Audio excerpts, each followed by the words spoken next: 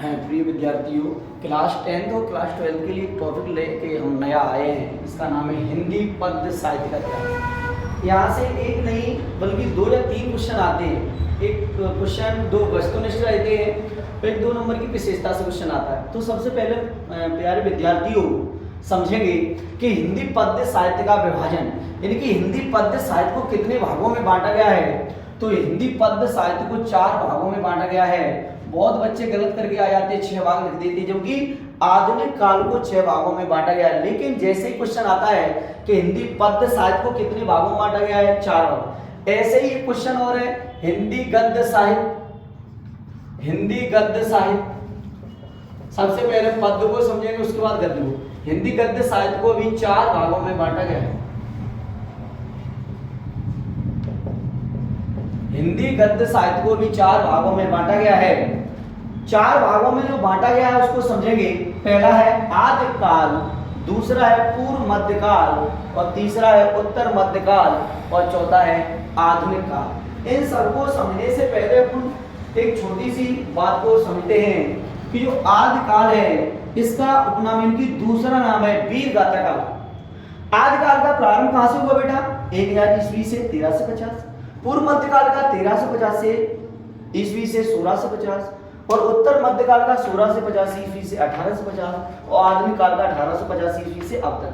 कक्षा 10 में पिछले साल 2024 के पेपर में उठी यहां से आई थी कि आधुनिक काल का प्रारंभ कब हुआ था।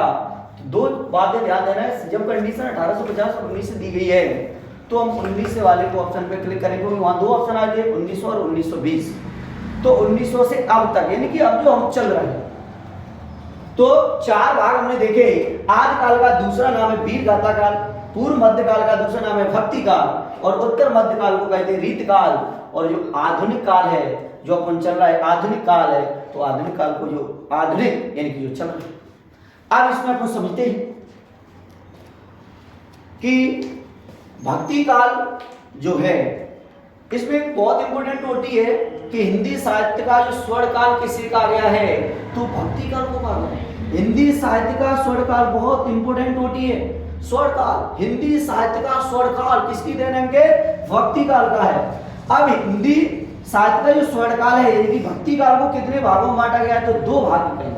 भक्ति काल के 2 भाग कौन कौन से हैं? सगुण भक्ति धारा, निर्गुण भक्ति धारा। बात को फिर समझे, सगुण भक्ति धारा, निर्गुण भक्ति धारा। यहां से फिर क्वेश्चन बन गया कि सगुण भक्ति धारा को कितने भागों में बांटा गया है? तो 2 भाग है। पहला है राम मार्गी और कृष्ण मार्गी। राम मार्गी में कौन कौन आया? तुलसीदास, अग्रदास। तुलसीदास जी जो है राम भक्त शाखा के प्रमुख कवि माने जाते हैं, और अग्रदास कृष्ण के मार्ग में कवि क्या है? तो आप लोग जानते हैं मीराबाई और सूरदास। बहुत बार का चर्चा में इंपॉर्टेंट होती है कि सूरदास कृष्ण भक्ति धारा के कवि हैं, यानी कृष्ण भक्ति धारा के कवि माने गए हैं। तो सूर्य के समान चमकने वाले कवि भी कहा जाता है इनका नाम, क्योंकि सूर्य के समान इन्होंने ही तो बादशाह रस का उत्पादन किया था। बादशाह रस 10वां रस किसे माना गया है? बादशाह रस को। बादशाह रस के रचयिता कौन है? सूरदास। इन्होंने बादशाह रस का रचना। निर्गुण भक्ति धारा को जानते हैं तो 2 भागों में बांटा गया, प्रेम मार्गी और ज्ञान मार्गी। प्रेम मार्गी और ज्ञान मार्गी। इसके बाद जैसे हम चलते हैं रीत काल, तो रीत काल का विभाजन को हमने 3 खंड कर दिए। रीत काल को 3 भागों में बांटा गया, तो वो 3 भाग हम समझेंगे। पहला भाग है रीत मुक्ति, दूसरा है रीत मुक्ति, रीत बुद्धि और रीत सिद्धि। रीत बुद्धि। रीत काल की जो प्रवर्तक है भूषण को कहा गया, बहुत अच्छी होती है रीत काल, भूषण। इसका नाम उत्तर मध्यकाल के नाम से जानते हैं। तो अगला जो है चौथा है आधुनिक काल। आधुनिक काल को मुख्य रूप से 6 भागों में बांटा गया है। आधुनिक काल को मुख्य रूप से 6 भागों में बांटा गया है। पहला है भारतीय युग, द्विवेदी युग, छायावाद, प्रगतिवाद, प्रयोगवाद और नई कविता। प्यारे विद्यार्थियों, हम फिर समझेंगे पुनः उसी बात में कि क्वेश्चन आएगा आधुनिक काल का विभाजन 6 भागों। आधुनिक काल को कितने भागों में बांटा गया है? 6 भागों में बांटा गया है। आधुनिक काल का प्रारंभ सन 1900 से आज तक है, जो 2025 चल रहा है। उसमें पहला है भारतीय युग। भारतीय युग 1850 से 19 तक। द्विवेदी युग 1900 से 1920। छायावाद 1920 से 1936। प्रगतिवादी युग 1936 से 1943, प्रयोगवाद 1943 से 1950। कक्षा 12 2024 का पेपर उठा के देखो, उसमें जोड़ियों में आई है प्रगतिवाद, जोड़ियों में लिखा 1936। चांस है उन प्रयोगवाद का 1943 से 1950 तक। और जैसे हम नई कविता में जाते हैं तो नई कविता का 1950 से आज तक हो जाए, 1950 से आज तक। क्योंकि अब यहां से क्वेश्चन आता है, कभी कभी क्वेश्चन आधुनिक काल से क्वेश्चन ऐसे आएगा कि छायावाद की दो विशेषता लिखो, प्रगतिवाद की दो विशेषता लिखो, इधर रहना चाहिए। क्वेश्चन है बहुत इंपॉर्टेंट कक्षा 10वीं और 12वीं के लिए, छायावाद। छायावाद किसे कहते हैं? इसके कवि के नाम, रचनाएं और विशेषताएं लिखें। बहुत इंपॉर्टेंट क्वेश्चन है छायावाद। छायावाद होता क्या समझते हैं? आंसर, जब परमात्मा की छाया, जब परमात्मा की छाया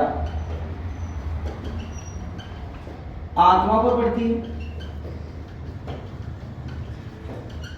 तथा आत्मा की छाया,